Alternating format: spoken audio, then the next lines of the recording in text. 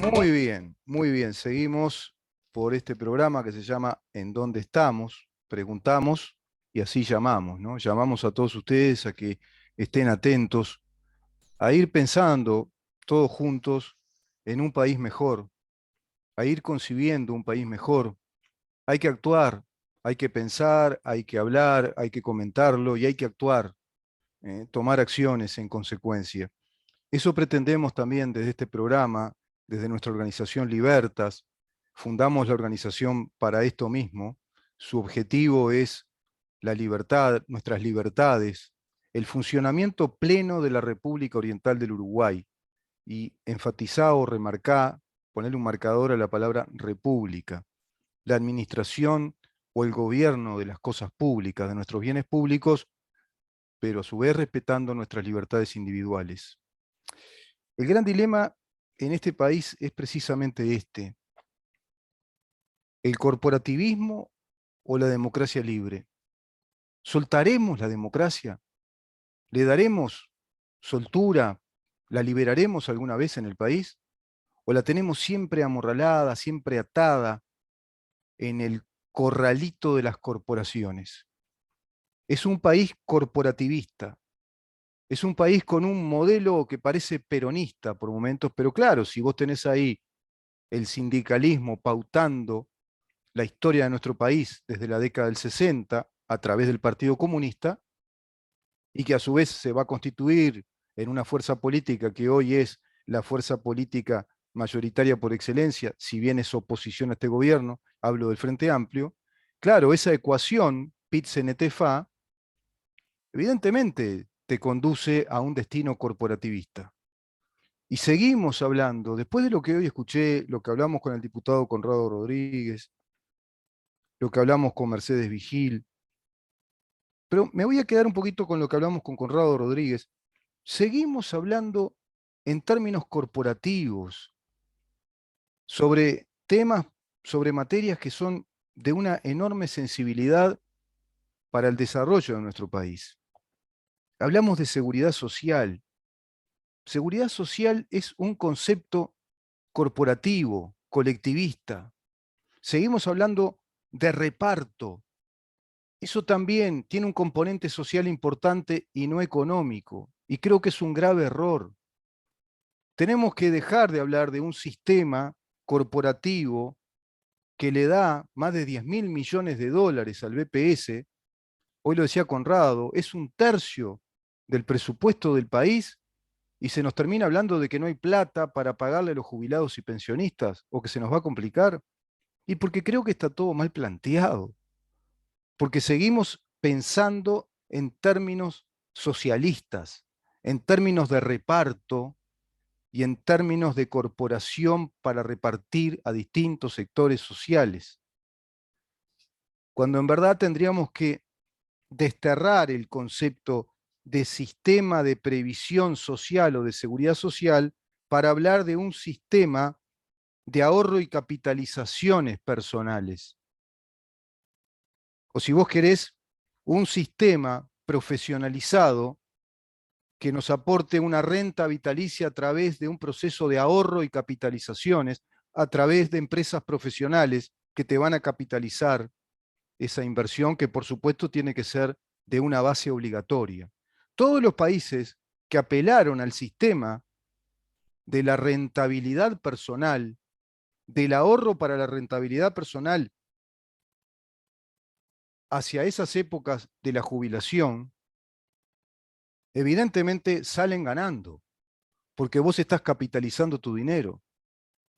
Sobre la base de 30 años de estar aportando, si vos lo convertís en ahorro y capitalización, se triplica el volumen de ese dinero. Está harto comprobado matemáticamente, económicamente, que está harto comprobado, perdón, que se triplica ese volumen del dinero que aportaste durante 30 años, que es la base de prestación, de aporte, para poder obtener luego esa jubilación. Esa jubilación que puede transformarse precisamente en una situación de renta personal, de renta vitalicia. En cambio, el sistema que tenemos ahora, seguimos hablando de lo mismo y no va a cambiar nada. Hablamos de un sistema mixto de capitalización a través de la SAFAP, por un lado, pero hablamos de un megasistema universalizado del reparto jubilatorio, de un reparto. Y eso es lo que no funciona. No se trata acá del componente social, se trata de un componente económico que lo debe resolver el Estado con total soberanía. ¿Qué modelo económico queremos? Si el Estado tiene que resolver sus políticas de ingresos monetarios, porque el tema de la prestación es lo que se traduce en lo que se llama la transferencia de dinero. Vivimos hablando de transferir, vivimos hablando de subsidios, subsidiar. Hace 15 años que el país está subsidiando gente que no salió del pozo. Cuando vino la pandemia, 500.000 uruguayos dependían de los subsidios del Estado. ¿En dónde se dio el logro económico? A través de un sistema colectivista de reparto. La repartija solo reparte miseria. Lo único que da posibilidades de crecimiento es producción de riquezas. Tenemos que invertir los conceptos. Se nos trastornó el cerebro haciéndonos pensar que todo se arregla con un superestado, papá Estado que se dedica a repartir las cosas. Vos dame la plata a mí que yo la reparto. Y estamos sustentando una enorme corporación que es el BPS. Estamos sustentando burocracia. Estamos sustentando altos salarios que se llevan gran parte del presupuesto del BPS, pero una enorme cantidad de ese presupuesto se va en salarios de funcionarios del BPS, y eso no se nos dice. Y se sigue hablando de jubilaciones miserables en ese reparto, que son de 13, 14 mil pesos, 19 mil pesos. Ahora la mínima estará según el mínimo nacional. ¿Cuánto? 22, 23 mil pesos. Y seguimos hablando de que no va a alcanzar, haciendo una ecuación rara de población y de que va a decrecer la población, haciendo proyecciones al 2100. No sabemos, si las cosas cambian, cambia todo, pero si no cambias el sistema económico del país, el modelo económico, y no cambia nada, vamos a seguir siempre en la misma. Es exactamente igual, lo extrapolo al sistema sindical. Vamos a seguir con un sistema sindical corporativista, mussoliniano o mussolinista, que fue lo que hizo Mussolini. Los consejos de salarios y las organizaciones sindicales autorizadas como las oficiales para ir a las negociaciones colectivas, integrando al Estado en esas negociaciones colectivas para fijar salarios o para fijar que las condiciones laborales. Eso lo hizo Mussolini para tener a todos los sindicatos comiendo de su mano y concentrar el poder del Estado. Y por supuesto que lo tomó Juan Domingo Perón, tomó aquella carta del laboro de Mussolini, él viajó, estuvo allá, lo admiraba Mussolini, anduvo por Italia y copió prácticamente ese sistema y sabía que ahí iba a carterizar los sindicatos. Y hoy tenemos todos los mafiosos que tiene Argentina y que los vemos presionando a las empresas, arreglando con las empresas. ¿O ustedes se creen que acá no pasa lo mismo? El sindicalismo uruguayo es un sindicato además connivente con ciertas empresas que son prebendarias de ese sistema y van negociando determinadas condiciones, las empresas que lo pueden hacer, que tienen margen.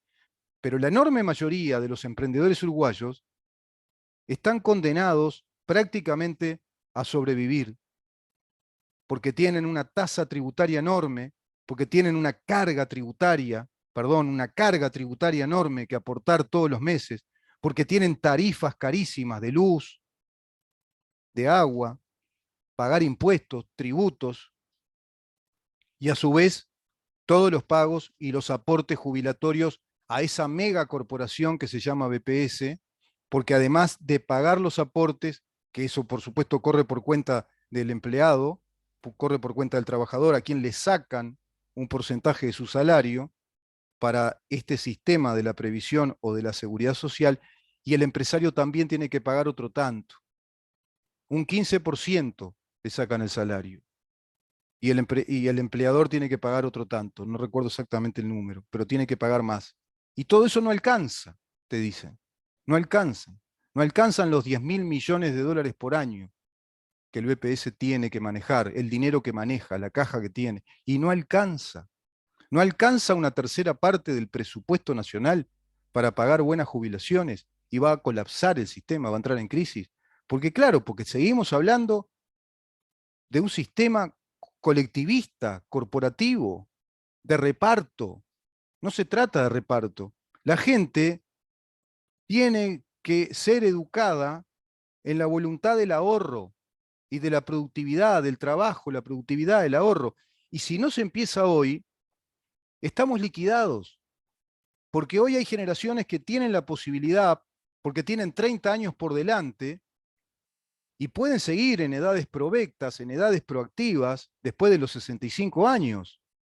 Seguir siendo gente muy activa, muy provechosa para la sociedad. Pero hoy los jovencitos que empezaron a trabajar, los de 20 y poco de años, que tienen 30 años por delante, inclusive menos, podés manejar matices. Gente joven o relativamente joven que todavía tiene 20 años más para trabajar, para aportar. Tiene 25 años más, tiene 15 años más de aporte. ¿Por qué no pensar en un sistema, especialmente los que tienen ingresos autosustentables, ingresos importantes, ingresos medianamente importantes, autosustentables? ¿Por qué no ir a un sistema de ahorro y de rentabilidad? Es decir, a través de fondos de inversión, obtener intereses. ¿Y para qué están las AFAPs si no realizan esa tarea? Pero eso ponerlo en manos de organizaciones profesionales en este tema. Y el tema en sí, de los sistemas jubilatorios o el sistema de sustentación de retiro, podés llamarle, es un sistema de sustentación para las etapas del retiro o un sistema jubilatorio, en vez de seguir hablando del sistema de la seguridad social, un invento de Bismarck, que también tenía una mentalidad muy colectivista, en aquella República de Weimar, se hablaba del reparto, de repartir, pero no se trata de eso, se trata de que la gente empiece a entender que debe trabajar, tener voluntad de ahorro para capitalizar su propio esfuerzo. Inclusive hay sistemas de ahorro que son los obligatorios y le podés agregar un sistema voluntario para aquellos que son autosustentables. Y quizás hacer un desglose y en los salarios bajos, ahí sí establecer un sistema, un adecuado sistema de la seguridad social, que tenga un componente social en los bajos salarios. Pero no se trata de seguir hablando de un sistema corporativo, de un sistema colectivo de transferencia de recursos. Y vivimos transfiriendo recursos a los uruguayos. Y no se nota ningún resultado importante. Se nota de que tenemos un país cargado de subsidios, cargadísimo de subsidios. Y ahora escuchaba al economista mucho que van a hablar también de una renta para formar gente en las nuevas tecnologías, porque es necesario, porque nos falta capital humano, y se tienen que formar en las nuevas tecnologías digitales, informáticas, para desarrollarse en cualquier área del conocimiento y de la actividad laboral. Hay que formar contingentes importantísimos de ciudadanos de este país. Y se les va a otorgar una renta específica para que se puedan sustentar en esos estudios y que eso sea gradual. Según el economista Munjo, que preside Ceres, no se va a apelar a la creación de ningún impuesto. Esperemos que así sea. No se va a incrementar tampoco ninguno, no se va a incrementar ninguna tasa impositiva, sino que los recursos del Estado están.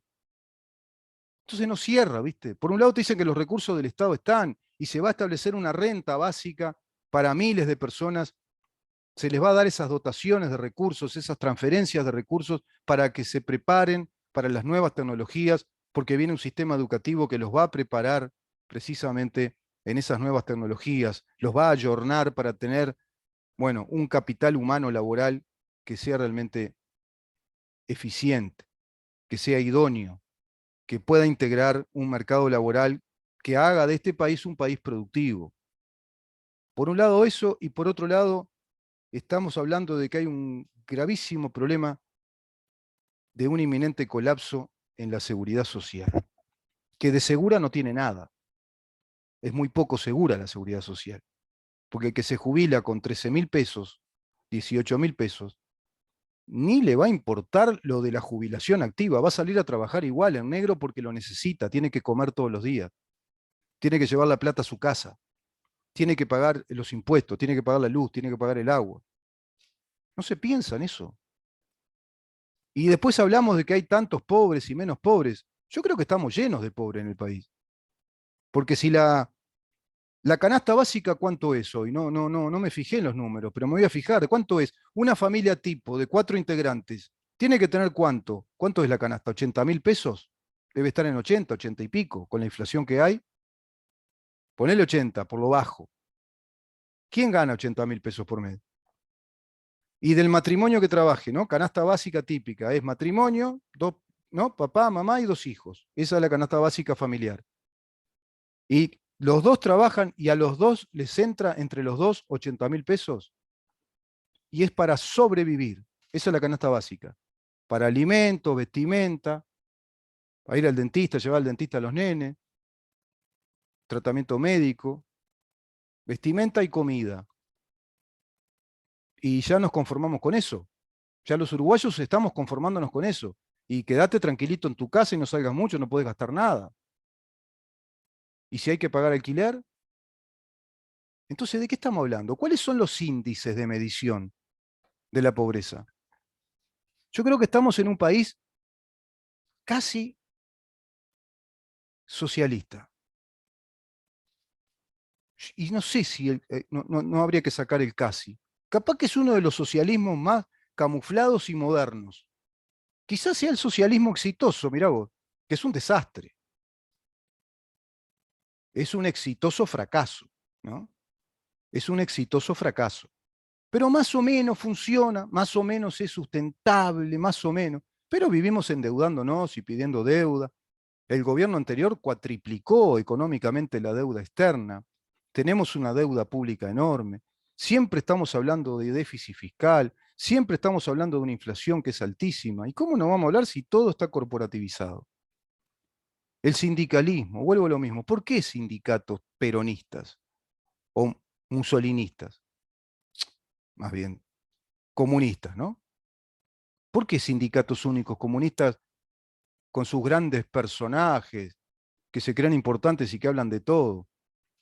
Yo le diría a Fernando Pereira, como le dijo una vez el Bambino Veira, director técnico de fútbol, a un ja que subía, era un ja de marca, un típico half de marca, ¿no? Un marcador, y subía, y Bambino Veira le grita y dice, vos vení acá, quedate acá y dejá que jueguen los que saben. Como diciéndole, quedate acá que vos lo que sabés hacer más o menos es marcar acá atrás, trancá acá, pero no vayas a jugar porque no sabés nada. Habría que decirle eso a Pereira, a Marcelo Dala, porque ellos saben de economía, saben de finanzas, saben de educación, dan consejos, dicen que se tiene que ir la ministra, saben de todo, ¿viste? Ellos son unos cracks. Y además, la fuerza que ellos representan política nos gobernó. Uf, estamos en un país, el exitoso fracaso. Somos exitosos, el exitoso fracaso. Pero ahora este gobierno sigue con el mismo modelo, sigue con lo mismo. Sigue negociando entonces con el exitoso fracaso del corporativismo sindical, del Partido Comunista del Uruguay. Es lo mismo. Pero no hablamos de sindicalismo libre. No hablamos de que el sindicalismo debe ser libre, espontáneo. Se pueden reunir determinadas personas con problemas laborales y de acuerdo a esas relaciones laborales negocian libremente con el empleador. Se pueden también formar sindicatos con personería jurídica, pueden haber varios.